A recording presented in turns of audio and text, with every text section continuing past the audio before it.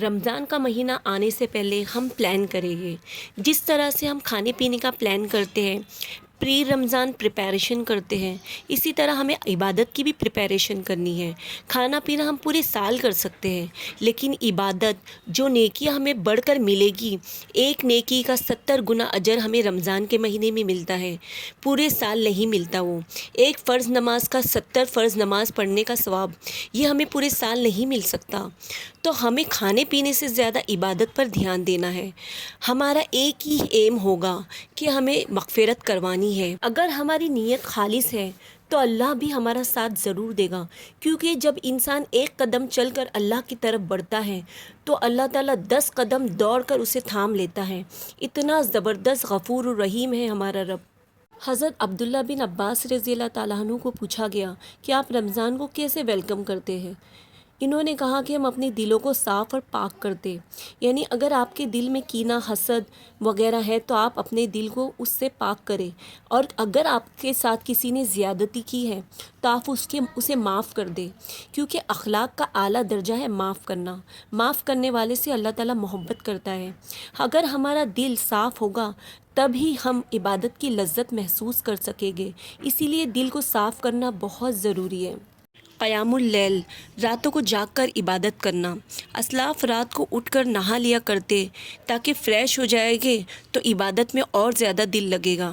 رات میں ہر طرف خاموشی ہوتی ہے، اس وقت عبادت کا الگ ہی مزہ ہوتا ہے۔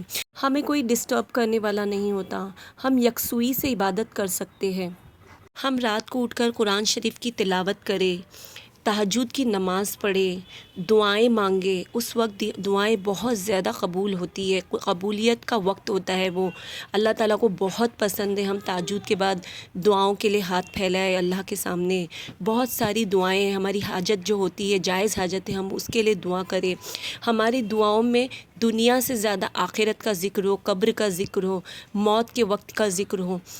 مسلمانوں کے حالات کے لیے دعا مانگے، پوری امت کے لیے ہم دعا مانگیں گے۔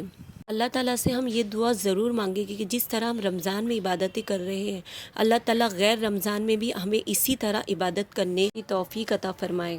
اس طرح ہم دعائیں مانگیں گے، اس کے بعد ہم سحری کی تیاری میں لگ جائیں گے۔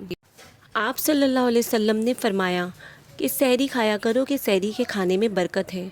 جو شخص سحری کھا کر روزہ رکھے، دن بھی اس کا اچھا گزرتا ہے اور اللہ کی عبادت میں دل بھی لگتا ہے۔ اسی لیے ہمیں سحری ضرور کھانی چاہیے۔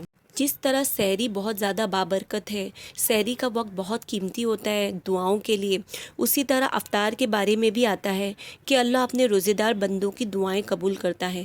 افطار کے وقت جب ہم دعائیں مانگتے ہیں تو اس وقت اللہ اور ہمارے درمیان کوئی بھی پردہ نہیں ہوتا۔ اسی لیے ہم سب کو چاہیے کہ ہم مغرب کی اذان سے کم 10 منٹ پہلے دسترخوان پہ بیٹھ جائیں، گھر والے سب مل کر، اور اللہ تعالیٰ سے خوب دعائیں مانگیں۔ نبی صلی اللہ علیہ وسلم نے فرمایا، روزہ رکھنے والے کے لیے 2 خوشیاں ہیں، جب وہ روزہ بریک کرے افطار کے وقت کہ اللہ نے میرا روزہ قبول کیا۔ جب انسان کی پیاس بجھتی ہے وہ شکر ادا کرتا ہے۔ یہ ایک فطری بات ہے کہ جب انسان کسی چیز سے دور رہتا ہے پھر اس کا استعمال کرتا ہے تو اس میں شکر گزاری آتی ہے۔ دوسری خوشی جب وہ اپنے رب سے ملاقات کرے گا، کیونکہ اللہ تعالیٰ روزے داروں کو خاص ٹریٹ کرے گے۔ خاص جنت کا دروازہ ریان وہ ان کے لیے ہے جو روزہ رکھتے ہیں۔ اللہ تعالیٰ نے خاص روزے داروں کے لیے جنت کا دروازہ بنایا ہے، اس سے صرف روزے دار ہی داخل ہوگے۔ تو اس قدر امپورٹنٹ ہے اللہ کے نزدیک روزے داروں کی۔ ہمیں صرف رمضانی مسلمان نہیں بننا ہے بلکہ پورا کا پورا مومن بننا ہے۔ اللہ فرماتے ہیں، یا ایھا الذین آمنوا ادخلوا کافہ، 50-50 نہیں، پورے کے پورے دن میں داخل ہو جاؤ۔ یہ قرآن کا مہینہ ہے۔ اللہ تعالیٰ فرماتے ہیں، سورہ بقرہ آیت نمبر 185 کا ترجمہ ہے، ماہ رمضان وہ ہے جس میں قرآن اتارا گیا، جو لوگوں کے لیے ہدایت ہے اور واضح نشانیاں ہیں، اور فرقان۔ فرقان کا مطلب ہوتا ہے حق اور باطل کو جدا کرنے والا، یعنی جھوٹ اور سچ کو الگ کرنے والا۔ قرآن کی ہدایت تمام لوگوں کے لیے ہے، چاہے وہ مسلمان ہو یا غیر مسلم۔ تو یہ اب ہماری ذمہ داری ہے کہ ہم لوگوں تک اس کو پہنچائیں۔ ہم اپنی لائف میں زندگی میں پریکٹیکل قرآن کو لائیں گے، اس کو فالو کریں گے، تب ہی ہم کسی کو قرآن کی تعلیم دے سکتے ہیں۔ ہمیں خود ہی پتہ نہیں قرآن میں کیا لکھا ہے تو ہم کیسے دوسروں تک پہنچائیں گے؟ اسی لیے ہمیں صرف قرآن کو پڑھنا نہیں ہے، اس کو سمجھنا بھی ہے، اور اس پہ جو باتیں لکھی گئی ہے اس پر ہمیں عمل بھی کرنا ہے۔ قرآن نے جس کو چھوا وہ مقدس ہو گیا۔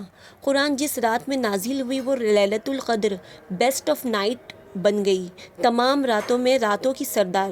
مہینے میں یہ اتاری گئی وہ منتھ ہے ماہ رمضان، وہ بھی تمام مہینوں میں سب سے افضل مہینہ مانا گیا۔ تمام انبیاء کرام میں ہمارے نبی پر اتاری گئی جو تمام انبیاءوں کے سردار ہے۔ جو فرشتہ اس قرآن کو لے کر اترا وہ فرشتہ تمام فرشتوں میں سب سے افضل فرشتہ بن گیا، جبرائیل علیہ السلام۔ اور جس امت پر اتاری گئی یعنی کہ ہم، وہ تمام امتوں میں سب سے بیسٹ امت ہے۔ اسی لیے اگر ہمیں تمام مسلمانوں میں بیسٹ بننا ہے تو قرآن کو اپنے دل پر ٹچ کرنا ہوگا۔ یہ کب ہوگا؟ جب ہم اس کی روزانہ تلاوت کریں گے اور اس کو سمجھ کر پڑھیں گے۔ رمضان کھلانے پلانے کا مہینہ ہے، جیسا کہ ہم جانتے ہیں کہ رمضان میں ماشاءاللہ ہم کھانا بانٹتے ہیں، پڑوسیوں کو دیتے ہیں، رشتہ داروں کو دیتے ہیں، تو ہمیں غریبوں کا بھی خیال کرنا ہے۔ غریبوں کو، ضرورت مندوں کو ہم راشن دیں۔ یہ ہمدردی کا مہینہ ہے تو اس میں انسان کو صدقہ و خیرات خوب کرنا چاہیے، اور اگر ہم پر زکوٰۃ فرض ہے تو ہمیں زکوٰۃ بھی ادا کرنی ہے تاکہ ہمارا جو مال ہے وہ پاک ہو جائے۔ جو شخص چاہتا ہے کہ جنت میں سلامتی کے ساتھ داخل ہو جائے تو اس سے چاہیے کہ 4 کام کر لے۔ سلام کو عام کرے، لوگوں کو کھانا کھلائے، صلح رحمی، جو رشتہ داروں سے توڑا ہے اس کو جوڑے، رات کو تہجد پڑھے، تو تم سلامتی کے ساتھ جنت میں داخل ہو جاؤ گے۔ لیلۃ القدر رمضان میں ایک رات ہے جو 1000 مہینوں سے بہتر ہے۔ جو شخص اس خیر سے محروم رہ گیا وہ بہت ہی محروم انسان ہے۔ اللہ تعالیٰ نے سورہ قدر میں اس کی امپورٹنس کی گواہی دی ہے۔ سورہ قدر کا ترجمہ ہے: بے شک ہم نے اس قرآن کو شب قدر میں اتارا ہے، اور آپ کیا سمجھتے ہیں شب قدر کیا ہے؟ شب قدر فضیلت و برکت اور اجر و ثواب میں 1000 مہینوں سے بہتر ہے۔ اس رات میں فرشتے اور روح الامین جبرائیل علیہ السلام اپنے رب کے حکم سے خیر و برکت کے ہر امر کے ساتھ اترتے ہیں۔ یہ رات طلوع فجر تک سراسر سلامتی ہے۔ یہ اینول بجٹ سیشن ہوتا ہے اللہ تعالیٰ کا اس دنیا کے نظام کے لیے۔ اس شب میں تمام فیصلے ہوتے ہیں کہ اگلے سال کیا کچھ ہونا ہے، اور ہر سال میں جو کچھ ہونا ہوتا ہے اس کے فیصلے ہو جاتے ہیں اور وہ فرشتوں کے حوالے کر دیے جاتے ہیں۔